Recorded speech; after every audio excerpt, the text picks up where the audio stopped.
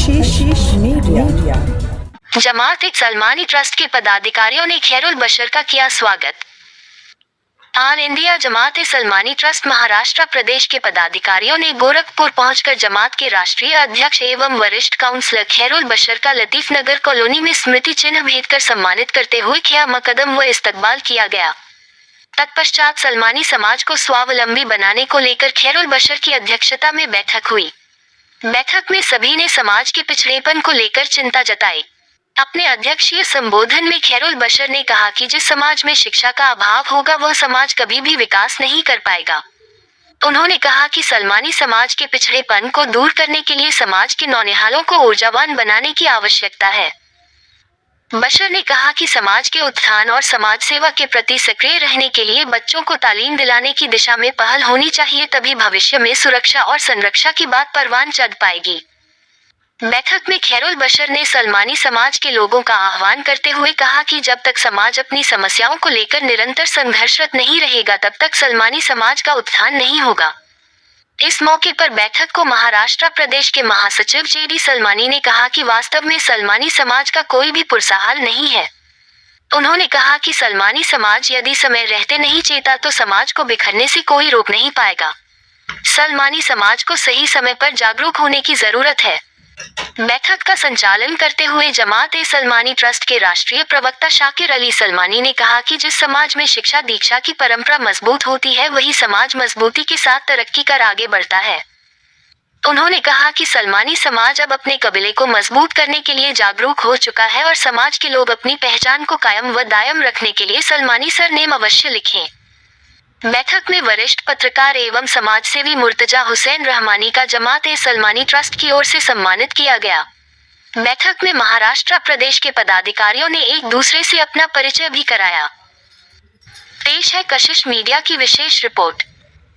निकाह के इस तमाम प्रोग्रामों में आप लोग शामिल हुए हैं। इसी बहाने हमारे भी दौलत खाने पे आए और मीटिंग हो जाए, तो इसी बहाने मीटिंग भी हो गई। और जो आगे का मंसूबा है, जो आगे all India Jamaat Salmani trust का मिशन है, उसके तहत काम करना है।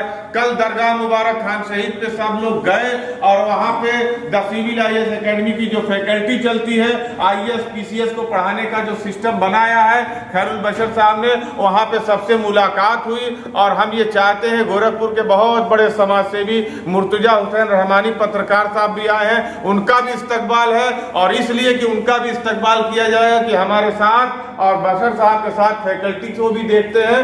अस्सलाम वालेकुम व रहमतुल्लाहि व बरकातुहू।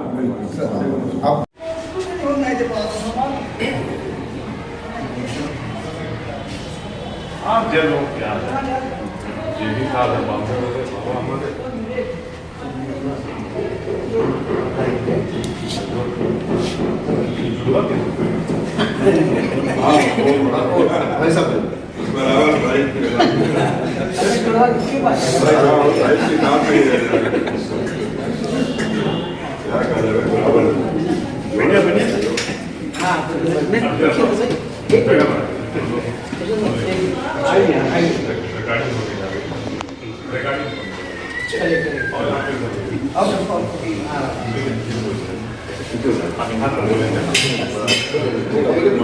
और करीब आ जाए, करीब आ जाए। डॉक्टर साहब मिलकर करीब रहो। आज हमारे बीच में शहर गोरखपुर में, सरजमीन गोरखपुर में हमारे द सिविल IAS एकेडमी के डायरेक्टर खैरुल बशर साहब के दौलत खाने पर आज हमारे all India Jamaat Salmani trust की 4 कमेटी की मीटिंग हो रही है, जिसमें गोरखपुर के आगमन पर इस्तकबालिया इंतजाम किया हमारे खैरुल बशर साहब ने कि आज इस्तकबाल होगा। कोर कमेटी में हमारे जेडी सलमानी साहब महाराष्ट्र से आ चुके हैं, उनका हम इस्तकबाल करते हैं। हमारे बीच में बॉम्बे से शाकिर अली सलमानी बॉम्बे वाले आए हुए हैं, उनका भी इस्तकबाल है।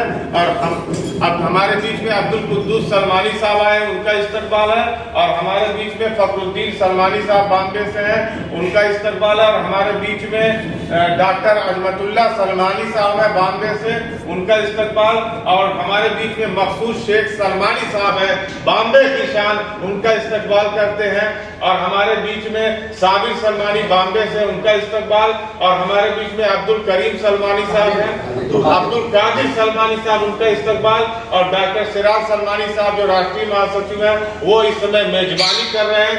द सिविल IAS एकेडमी के डायरेक्टर साहब का कहना है कि गोरखपुर में आप लोग आए हुए हैं डॉक्टर मेहदी हसन सलमानी साहब की बेटी डॉक्टर तमन्ना सलमानी के निकाह के इस तमाम प्रोग्रामों में आप लोग शामिल हुए हैं। इसी बहाने हमारे भी दौलत खाने पे आए और मीटिंग हो जाए, तो इसी बहाने मीटिंग भी हो गई। और जो आगे का मंसूबा है, जो आगे all India Jamaat Salmani trust का मिशन है, उसके तहत काम करना है। कल दरगाह मुबारक खान शहीद पे सब लोग गए और वहां पे द सिविल IAS एकेडमी की जो फैकल्टी चलती है, IAS PCS को पढ़ाने का जो सिस्टम बनाया है खैरुल बशर साहब ने, वहां पे सबसे मुलाकात हुई। और हम ये चाहते हैं, गोरखपुर के बहुत बड़े समाज सेवी मुर्तजा हुसैन रहमानी पत्रकार साहब भी आए हैं, उनका भी इस्तकबाल है, और इसलिए कि उनका भी इस्तकबाल किया जाए कि हमारे साथ और बशर साहब के साथ फैकल्टी को भी देखते हैं।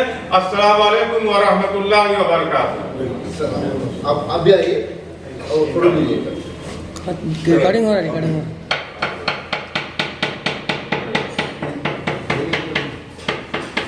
इसमें से फोटो लीजिए, वो ले लीजिए उससे।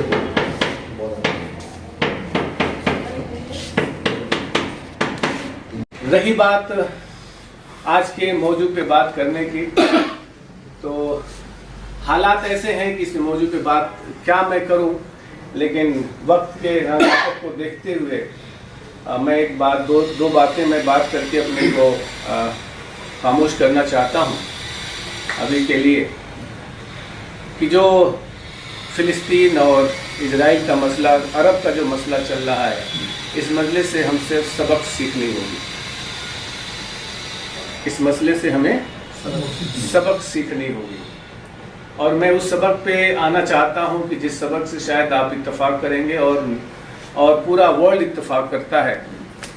यहूदियों ने बहुत पैसा इकट्ठा किया, बहुत पैसा इकट्ठा किया, बेशुमार पैसा इकट्ठा किया।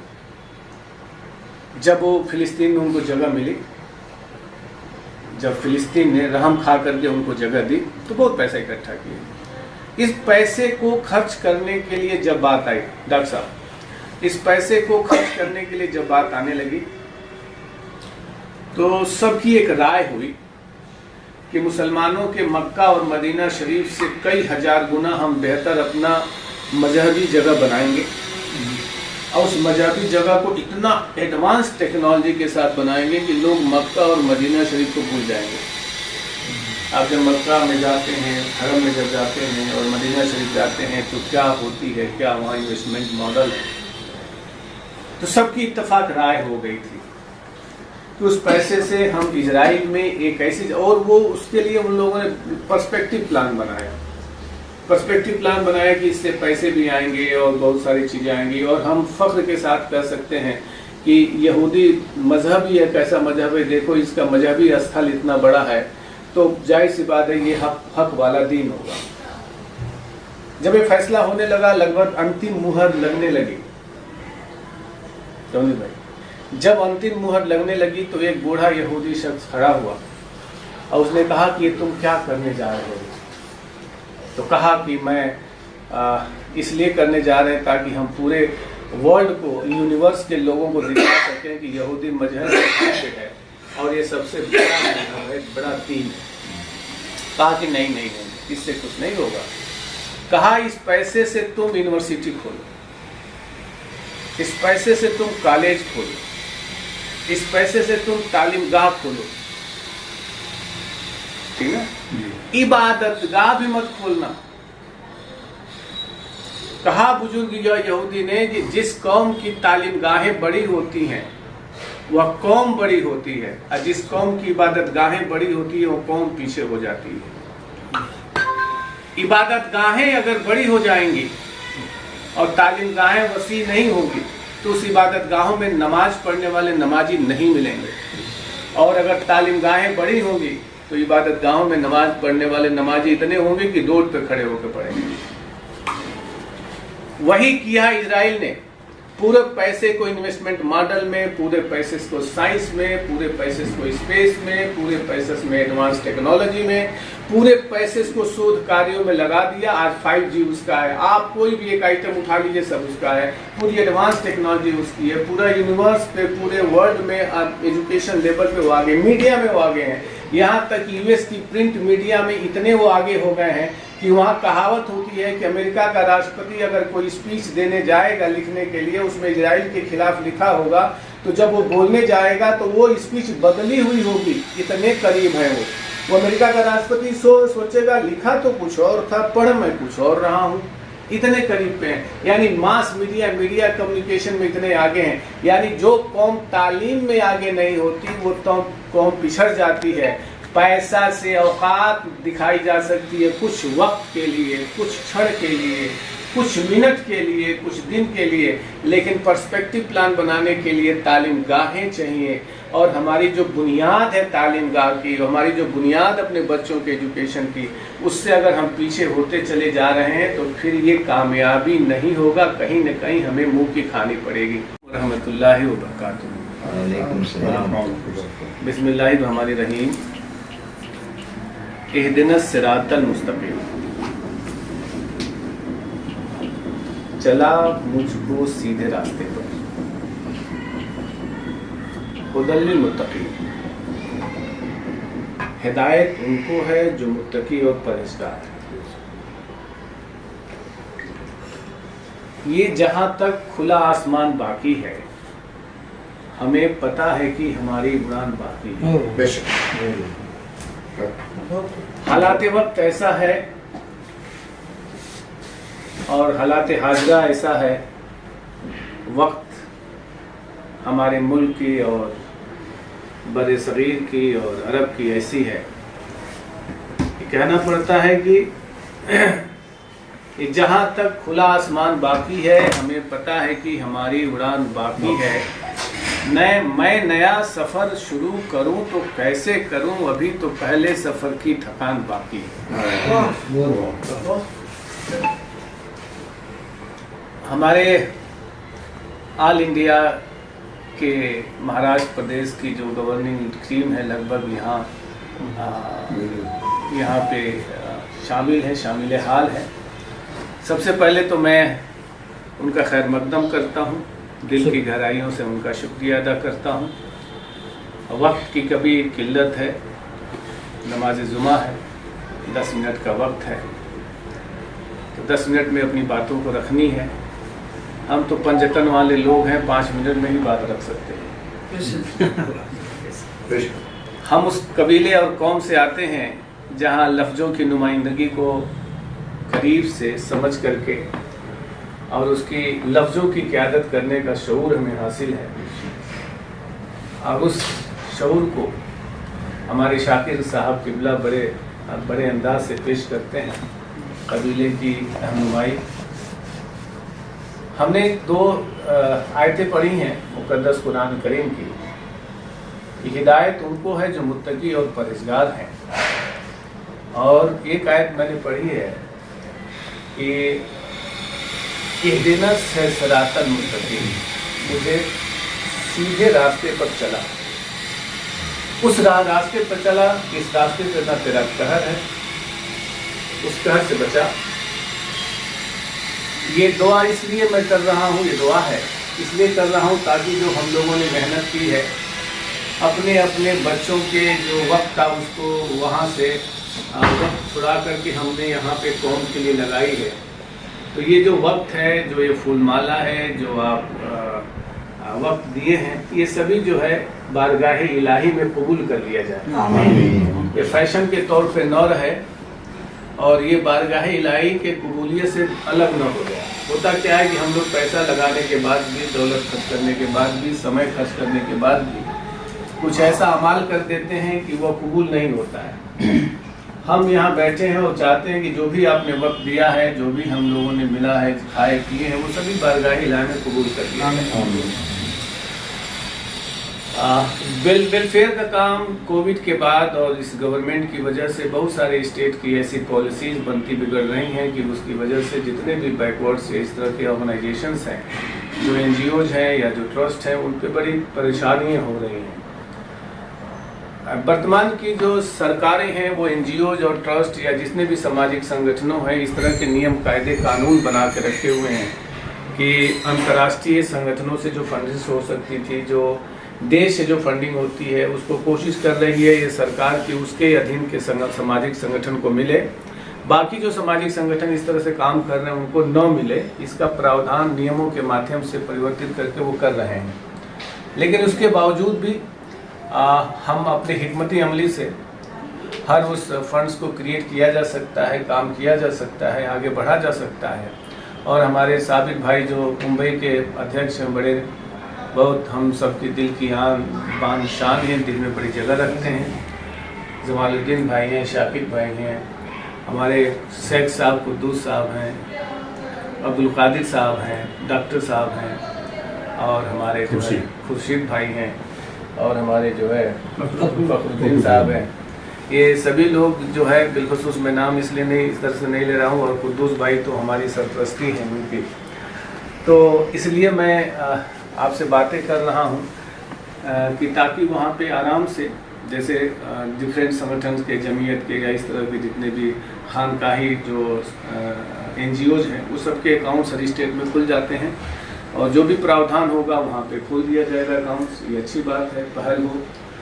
कोई एक कदम चले, हम 10 कदम चलने को तैयार हैं। वहाँ पे एक स्थानीय स्तर पे हम अथराइजेशन आप बना देंगे, वहाँ बैंक अकाउंट खुल जाएगा, वहाँ ब्रांच मैनेजर को बोल दिया जाएगा, वो अथराइजेशन लेकर के खोल देते हैं, कोई बड़ी बात नहीं है। अगर मान लीजिए कि स्थान यहाँ पे हम लोगों ने वहाँ पे अपने जमात सलमानी के नाम पे खोल करके और फिर वो NOC दे दिया जा सकता है कि फलां स्थानीय स्तर के 2 लोग सिग्नेचरीज होंगे, वो अपना अकाउंट ऑपरेट करेंगे, तो ये तो वेलकम है, हमारे लिए खुशी की बात है, बाइस फख्र की बात है। इसको दिल में नहीं रखना चाहिए, इसको पेश करना चाहिए, क्योंकि देखिए यकीन और भरोसे पे काम चलता है। आपको यकीन हम पे करना होगा, भरोसा हम पे करना होगा, हमें आप पे करना होगा, ठीक है ना।